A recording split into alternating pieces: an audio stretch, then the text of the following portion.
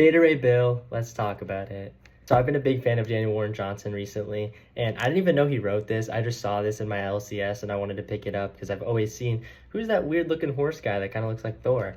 And I picked it up and holy crap, this story is good. So this story talks a lot about self-identity issues, which is a big problem that I feel like everybody has dealt with at some point. You know, there's some days where you look in the mirror and you're like, oh my gosh, I wish I could look better. I wish I could look different.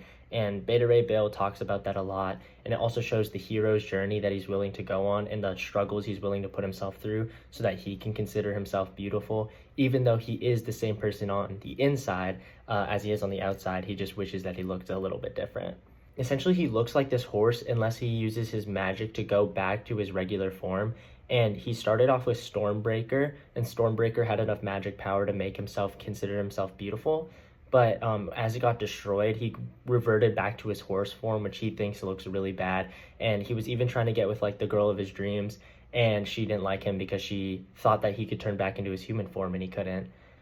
So he goes on this journey to try to get another weapon as powerful and as magical as Stormbreaker so that he can consider himself beautiful again and revert back to his normal form. So the story uses a lot of symbolism, and one of my favorites is actually on this cover right here for issue number 3. You can see he's like gluing Stormbreaker back together, and it shows that like he's willing to do whatever he can to even get a chance to make himself look like how he wants to again. But obviously gluing back Stormbreaker isn't going to bring all of its magic back, and he knows that it's basically hopeless, but that's how much he wants to accept himself and others to accept him.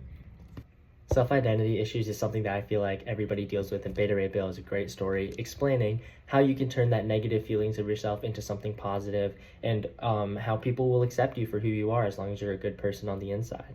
But yeah, that's all I got for you guys today. You guys should definitely pick up this story. I hope you guys enjoyed. See y'all in the next one.